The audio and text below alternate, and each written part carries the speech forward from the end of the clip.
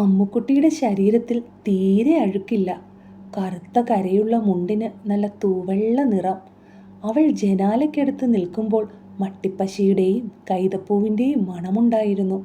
വേലായുധൻ തൻ്റെ കൈത്തണ്ട മൂക്കിനോടടുപ്പിച്ചു. ഹൈ, കോഴിക്കാട്ടത്തിൻ്റെ ദുർഗന്ധം ഓക്കാനം വരുന്നു. അപ്പോൾ വിരലിൽ തൊടുന്നേരം ചളി പറ്റുകയില്ലേ? അമ്മുക്കുട്ടിക്ക് അറച്ചു കാണും. തൊട്ടത് അമ്മായി കണ്ടിരുന്നെങ്കിൽ പിന്നെ നോക്കണ്ട. എത്ര പേരുടെ വകയായിരിക്കും അടി. എല്ലാവരുടെയും തല പൊട്ടിത്തെറിക്കട്ടെ. അമ്മാമ്മയും അച്യുതൻ നായരും അമ്മായിയും വലിയമ്മയും എല്ലാം. ശങ്കരൻകുട്ടിയും. അവൻ വെറുതെ പരിഹസിക്കും, ഉറക്കെ ആർത്തു ചിരിക്കും, എന്ത് കാണിച്ചാലും. എന്നിട്ട് അടുത്ത് വല്ല കുട്ടികളും ഉണ്ടെങ്കിൽ അവരോട് വിളിച്ചു പറയും, അതേ ഈ വേലായുധേട്ടന് നൊസ. അവൻ്റെ തലയും പൊട്ടിത്തെറിക്കട്ടെ. അമ്മുക്കുട്ടി പരിഹസിക്കുകയില്ല. അവൾ വേദനിപ്പിക്കാറുമില്ല. ഭഗവതി അവൾക്ക് നല്ലത് വരുത്തണേ. ഇടവഴിയുടെ ഇരുവശത്തും മുളങ്കാടുകളാണ്. താഴെ സർപ്പക്കാവ്. വള്ളിക്കൂട്ടങ്ങൾ പാമ്പുകളെ പോലെ കെട്ടുപിണഞ്ഞു കിടക്കുന്നു. പകലായതുകൊണ്ട് ഭയപ്പെടാനൊന്നുമില്ല. രാത്രിയിൽ അവിടെ ചെകുത്താന്മാർ തീക്കട്ടകൾ ചവച്ചുകൊണ്ട് തുള്ളിക്കളിക്കും. ഇടവഴി ചെന്നെത്തുന്നത് കുന്നിൻ്റെ ചെരുവിലാണ്. അവിടെ ഗോമാവിൻ്റെ ചുവട്ടിലെ കിണറ്റിൽ നിന്ന് ചെറുമികൾ വെള്ളം കോരുന്നുണ്ട്. വേലായുധൻ അങ്ങോട്ട് നോക്കിയില്ല. ചെറിയമ്പ്രാൻ എങ്ങട്ടാ? അവൻ മിണ്ടിയില്ല. അവൾക്കതറിഞ്ഞിട്ട് എന്തു വേണം? അമ്മാമ്മയോട് പറയാനായിരിക്കും. അച്യുതൻ നായരെ വിളിച്ചു വരുത്താനാണോ? വഴിവക്കിൽ ചെമ്മണ്ണ് വെട്ടിയുണ്ടാക്കിയ ആകൃതിയൊത്ത കുഴിയിലേക്ക് ഊക്കോടെ ഒരു കല്ലെറിഞ്ഞു. അവൻ പതുക്കെ പതുക്കെ കുന്നുകയറി. അപ്പോൾ വെള്ളം കോരുന്ന ചെറുമി കുഞ്ഞിൻ്റെ തലയിൽ വെളിച്ചെണ്ണ പുരട്ടുന്ന കൂട്ടുകാരിയോട് പറഞ്ഞു, അതിനെ എങ്ങനെ പുറത്തു വിടണത് എന്തിനാണ്? ആ മേലാൻ കിടന്നുറങ്ങായിരിക്കും. വേലായുധൻ അവർ പറയുന്നത് ശ്രദ്ധിച്ചില്ല. തിരിഞ്ഞു നോക്കാതെ കുന്നുകയറി. കണ്ണാന്തളികൾ ചെരുവിൽ നിറയെ ഉണങ്ങി നിൽക്കുകയാണ്. കുന്നിൻ്റെ വയറിലൊരരിമ്പാറ പോലെ കിടക്കുന്ന പാറക്കെട്ടുണ്ട്. അവിടെ ചിതറിക്കിടക്കുന്ന പനങ്കുരു പെറുക്കിയെടുക്കണമെന്ന് തോന്നിയിട്ടാണ് വേലായുധൻ അതിന്മേൽ കയറിയത്.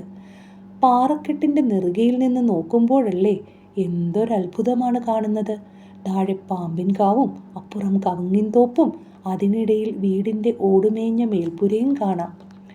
ദൂരെ കിഴക്ക് കട്ട വിണ്ടുകിടക്കുന്ന പാടങ്ങൾ, മറുകരയിൽ ചെമ്മണ്ണ് നിറമുള്ള നിരത്ത്, അതിനപ്പുറം പുഴയാണ്.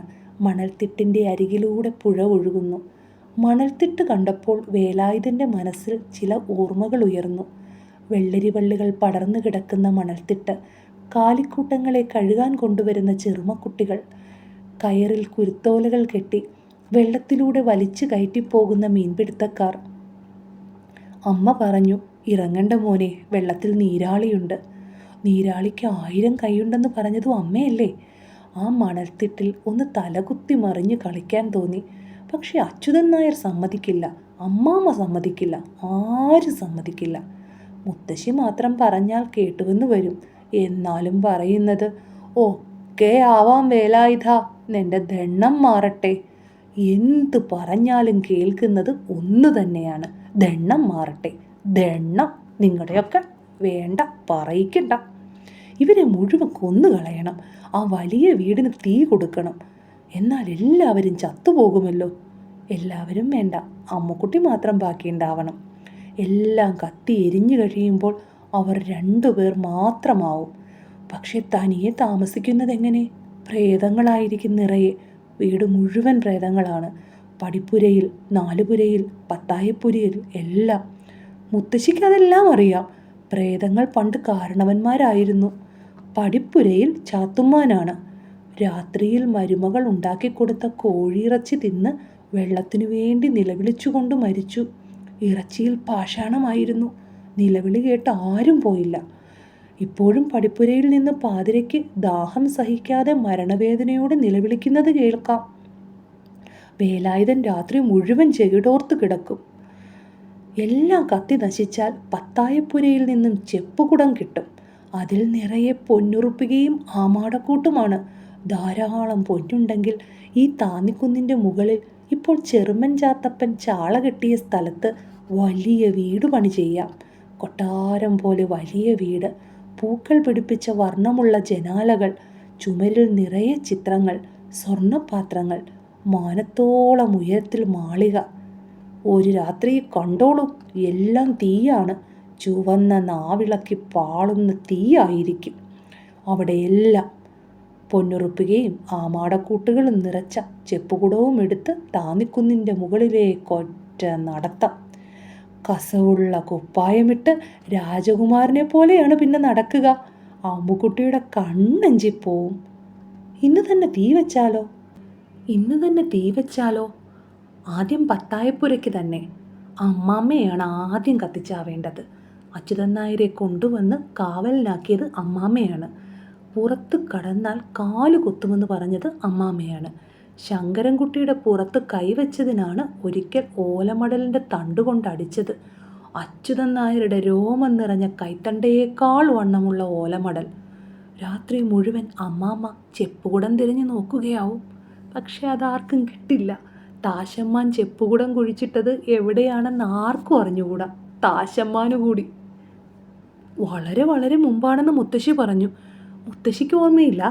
മുത്തശ്ശിയുടെ മുത്തശ്ശി പട്ടുകോണമുടുത്ത് നടക്കുന്ന കാലത്താണത്രേ താശമ്മാൻ നെൽക്കച്ചവടം ചെയ്ത് കാശുണ്ടാക്കി. അന്നെല്ലാം പൊന്നും കൊണ്ടാണ് കാശ്. പൊന്നുറുപ്പികയും മാമാടക്കൂട്ടങ്ങളും കുടത്തിലാക്കി കുഴിച്ചിട്ടു. താശമ്മാന് ഭ്രാന്തായി. ചെപ്പുകുടം കുഴിച്ചിട്ടത് എവിടെയാണെന്ന് ഓർമ്മയില്ല. കന്മഴുവും ചുമരിൽ വെച്ച് നിലം മുഴുവൻ കൊത്തിയും കിളച്ചും നടന്നു. അവസാനം മരിച്ചു. ഇപ്പോഴും രാത്രിയിൽ കൽമഴു നിലത്ത് പതിക്കുന്ന ശബ്ദം കേൾക്കാം. വേലായുധൻ രാത്രി മുഴുവൻ ചെകിടോർത്ത് കിടക്കും. സന്ധ്യ കഴിഞ്ഞാൽ പിന്നെ പത്തായപ്പുര കണ്ട ഭയമാണ്. താശമ്മാൻ കന്മഴുവെടുത്ത് പുറപ്പെട്ടിട്ടുണ്ടാവും. പാവം, താശമ്മാന് ഭ്രാന്തായിരുന്നു. ഭ്രാന്തായാൽ എല്ലാം മറന്നു പോവത്രേ. വേലായുധനൊന്നും മറന്നിട്ടില്ല. എല്ലാം നല്ലപോലെ ഓർമ്മയുണ്ട്. അമ്മയെ ഓർക്കുന്നു. കുടപ്പനക്കൂട്ടത്തിനപ്പുറം അമ്മയെ മറവ് ചെയ്തത് കൂടി ഓർമ്മയുണ്ട്. ചെറുപ്പത്തിൽ അമ്മുക്കുട്ടിയുടെ കൂടെ പഠിക്കാൻ പോയത് ഓർമ്മയുണ്ട്. മുറ്റത്ത് വെച്ച് മാപ്പിളമാർ ഭ്രാന്തൻ നായിയെ തല്ലിക്കൊന്നത് കുത്തഴിയിലൂടെ നോക്കി നിന്നത് ഓർമ്മയുണ്ട്. പുറത്തു വന്ന് നോക്കിയപ്പോൾ ചാണകം മെഴുകിയ മുറ്റത്ത് ചോരയുണ്ടായിരുന്നു. പാവം തോന്നി. നായയ്ക്ക് ഭ്രാന്തായിരുന്നു. ഭ്രാന്തായ തല്ലിക്കൊല്ലണോ?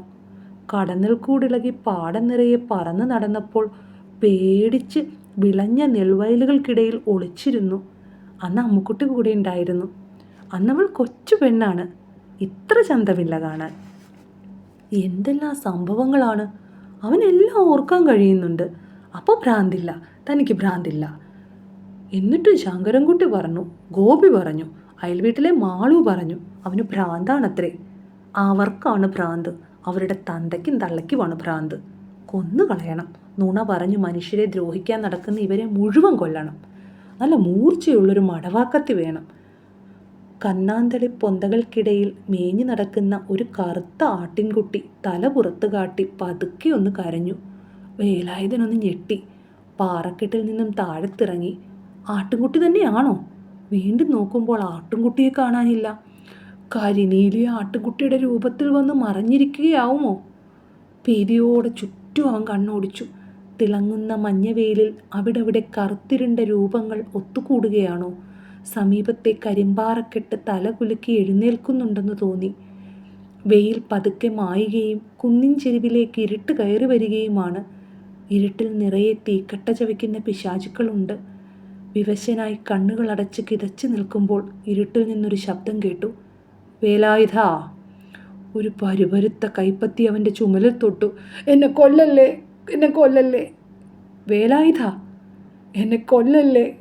കണ്ണിറുക്കെ ചീമ്പി അവൻ ഇരുട്ടിലൂടെ ഊളിയിട്ടു. അപ്പോഴും അവൻ ഉച്ചത്തിൽ കരയുകയായിരുന്നു. എന്നെ കൊല്ലല്ലേ, എന്നെ കൊല്ലല്ലേ! കണ്ണുകളിൽ നിന്നും ഇരുട്ടു നീങ്ങിയപ്പോൾ പുറത്തെ വാഴക്കൂട്ടത്തിൽ നിലാവെളിച്ചം ഒളിച്ചു കളിക്കുകയായിരുന്നു. മുറിയിൽ ഇരുട്ടാണ്. പായിൽ നിവർന്നിരുന്നപ്പോൾ നെറ്റിയിൽ പുകച്ചിലും നൊമ്പരവും തോന്നി. ചുമരും ചാരിക്കൊണ്ടിരുന്നു. ഒച്ചയും അനക്കവുമില്ല. പുറത്തെ നിഴൽപ്പാടുകളിൽ എന്തെല്ലാമോ അനങ്ങുന്നുണ്ട്. കറുത്ത രൂപങ്ങൾ അവിടവിടെ പതുങ്ങി നിൽക്കുകയാണ്.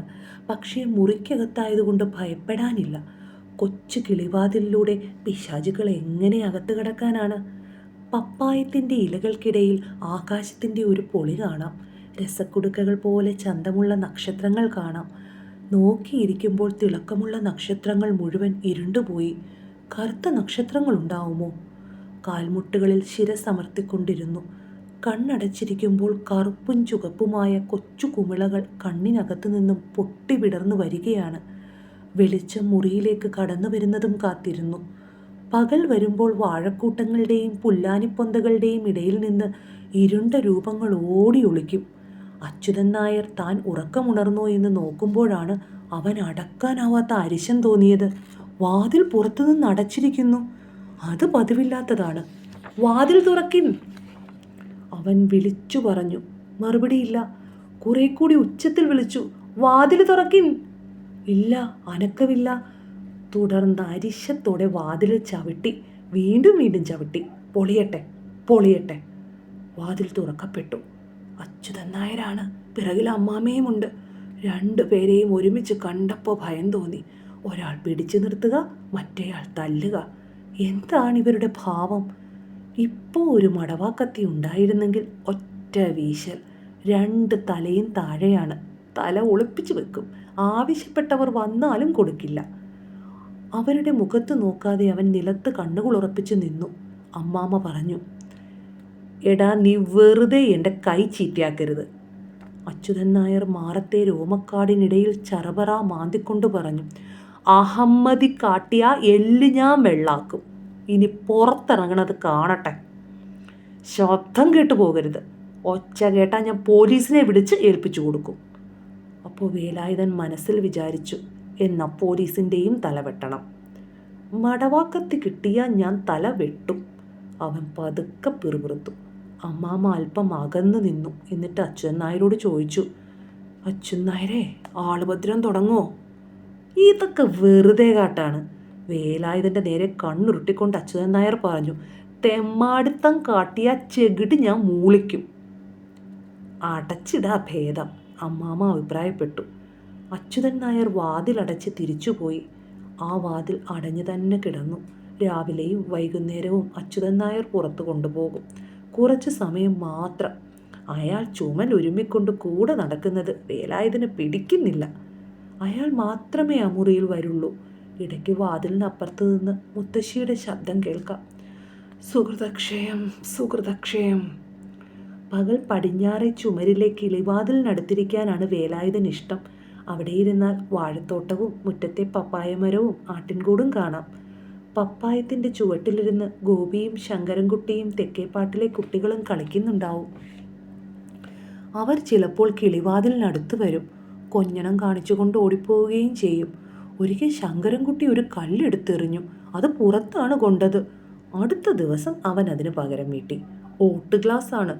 ഓട് കല്ലിൽ തട്ടി വീഴുന്ന ശബ്ദം കേട്ടപ്പോൾ രസം തോന്നി. പുറത്തുനിന്ന് നിലവിളി ഉയർന്നു. കുറച്ചു കഴിഞ്ഞ് അച്യുതൻ നായർ വാതിൽ തുറന്നു വന്നു. "കുട്ടികളെ ഉപദ്രവിച്ചാലുണ്ടല്ലോ, നിന്റെ എല്ല് ഞാൻ സൂപ്പാക്കും." വേലായുധൻ വിചാരിച്ചു, ഒരു മടവാക്കത്തി കിട്ടിയിരുന്നെങ്കിൽ. "ഇനി തെമ്മാടിത്തം കാട്ടോ? പോലീസുകാരുടെ പോണോ?" "അച്യുതൻ നായരുടെ തല ഞാൻ വെട്ടും." "എന്തിടാ പറയണ്?" അപ്പോഴും അവൻ പിറുപിറുത്തു, "തല ഞാൻ എടുക്കും. എന്നെ പൂതി അങ്ങോട്ട് കഴിയട്ടെ."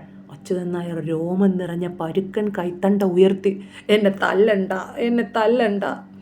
മുറിയുടെ മൂലയിലേക്ക് പതുങ്ങി നിന്നുകൊണ്ട് കണ്ണീരിൻ്റെ ഉപ്പ് ചുവയുള്ള ചുണ്ടുകൾ നക്കിക്കൊണ്ട് അവൻ ഒരു ഞരക്കം പോലെ പറഞ്ഞു, "എന്നെ തല്ലല്ലേ, എന്നെ തല്ലല്ലേ." മിണ്ടാതിരിക്കാനല്ലേ പറഞ്ഞത്? "എന്നെ തല്ലല്ലേ, എന്നെ തല്ലല്ലേ." പുറത്തുനിന്ന് മുത്തശ്ശി അപ്പോഴും ആരോടൊന്നില്ലാതെ പറഞ്ഞു, "സുഹൃതക്ഷയം, സുഹൃതക്ഷയം." അച്യുതൻ നായർ പോയപ്പോൾ തേങ്ങിക്കരഞ്ഞുകൊണ്ട് വീണ്ടും കിളിവാതിലിനടുത്ത് വന്നിരുന്നു. പുറത്തെ ഉച്ചവെയിലേക്ക് നോക്കി നോക്കി ഇരിക്കുമ്പോൾ വാഴക്കൂട്ടങ്ങളിൽ ഇരുട്ട് വന്ന് നിറയുന്നുണ്ടെന്ന് തോന്നി. ഉച്ചവെയിലും ഇരുട്ടും മാറി മാറി മറയുകയും തെളിയുകയുമാണ്. ഇരുട്ട് നിറയുമ്പോൾ ഭയമാണ്. ഇരുട്ടിൽ നിന്നും കൈകൾ കിളിവാതിലിലൂടെ നീണ്ടുവന്നാലോ? തീക്കട്ടകൾ ചവയ്ക്കുന്ന പിശാചുക്കൾ, മുടിയഴിച്ചിട്ട് പായുന്ന കരിനീലി. രാത്രിയെയും ഇരുട്ടിനെയും അവൻ വെറുക്കുന്നു. രാത്രി മുഴുവൻ ചുമരും ചാരിയിരുന്ന് ശ്രദ്ധിക്കുകയാണ് പതിവ്. കന്മഴ വീഴുന്ന ശബ്ദം കേൾക്കുന്നുണ്ടോ? പടിപ്പുരയിൽ നിന്നും ദാഹിച്ചു വരുന്ന ആരെങ്കിലും വിളിക്കുന്നുണ്ടോ? മണ്ണുപുരണ്ട മാറിലേക്ക് കണ്ണുനീർ അടർന്നു വീണു. എന്തുമാത്രം വേദനയാണ്. പുറത്തേക്ക് നോക്കാൻ വയ്യ. ഉച്ചവെയിൽ മായുന്നു. ഇരുട്ട് നിറയുന്നു.